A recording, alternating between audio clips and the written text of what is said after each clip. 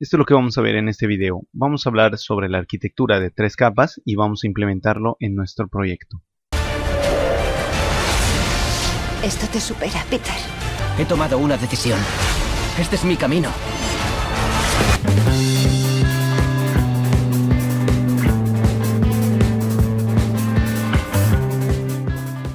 Antes de implementar las capas, vamos a agarrar la información de guía de arquitectura N capas orientada al dominio con .NET 4.0. Esta guía está realizada por Microsoft, en donde encontraremos definiciones que nos van a ayudar a implementar nuestra aplicación en 3 capas. Vamos a irnos primero con la definición de capa de presentación, o en este caso, Presentation Layer, conocido también como PL. Esta capa es responsable de mostrar información al usuario e interpretar sus acciones. Nuestro proyecto también va a tener el BLL, que es la capa de negocios. En este caso la conoceremos como Business Logic Layer. Se denomina capa de negocio e incluso de lógica del negocio porque es aquí donde se establecen todas las reglas que deben cumplirse. También pondremos a nuestro proyecto una capa llamada DAL, la capa de acceso a datos. Su nombre es Data Access Layer. Esta capa se encarga de recibir solicitudes de almacenamiento o recuperación de información desde la capa de negocio. En pocas palabras, tendremos una estructura como la siguiente. En el primer caso tendremos al PL, que es la capa de presentación. En el siguiente caso tendremos a BLL, que será el Business Logic Layer. Después tendremos al DAL, que es Data Access Layer.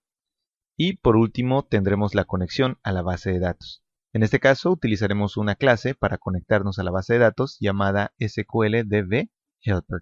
Como podrás darte cuenta, toda la información que se le solicita al usuario mediante la capa PL es pasada directamente al Business Logic Layer. Posteriormente a esto se le pasa la información al Data Access Layer y por último esta información se agrega a la base de datos. Vamos a crear nuestro proyecto utilizando esta arquitectura. Para crear esta arquitectura vamos a irnos a nuestra solución y vamos a darle con botón secundario agregar nuevo proyecto.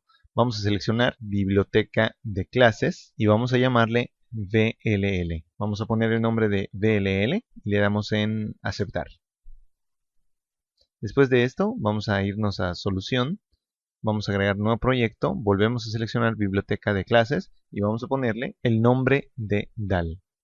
Como podremos observar, aquí nosotros tenemos el Business Logic Layer, tenemos CRUD ubicaciones que sería nuestro PL, que no tiene especificado ningún nombre, y tendríamos nuestra capa DAL, que significaría Data Access Layer. En Access Layer vamos a agregar una nueva clase que le vamos a llamarle SQLDB Helper. Aquí nosotros tendremos esta clase, vamos a eliminar la clase por default que es la clase 1, vamos a hacer lo mismo con nuestra BLL y a continuación vamos a crear nuestros primeros elementos en las siguientes capas. Vamos a irnos a BLL y vamos a dar en botón secundario agregar nueva clase. Vamos a seleccionar clase y vamos a poner por nombre ubicaciones BLL. Vamos a dar en aceptar y nos va a crear la estructura de una clase. Vamos a irnos a la capa DAL y vamos a agregar nueva clase. En este caso vamos a llamarle ubicaciones DAL.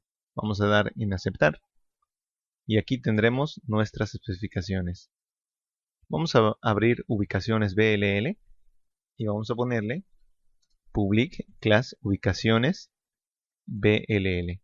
Vamos a hacer lo mismo con el ubicaciones DAL. Aquí nosotros tendremos los diferentes métodos. En este caso voy a ponerlos desde el principio. Voy a crear primero el constructor.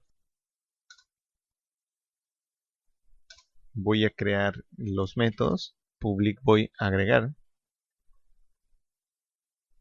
Recordemos que en esta capa, que es acceso a datos, vamos a poner los métodos agregar,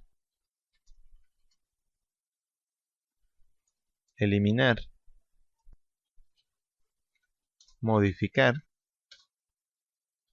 y también el método listar. Por ahora, esta capa no tendrá nada de programación, sino que simplemente tendrá la definición de los métodos que van a interactuar con la base de datos. En este caso sería agregar, eliminar, modificar y listar.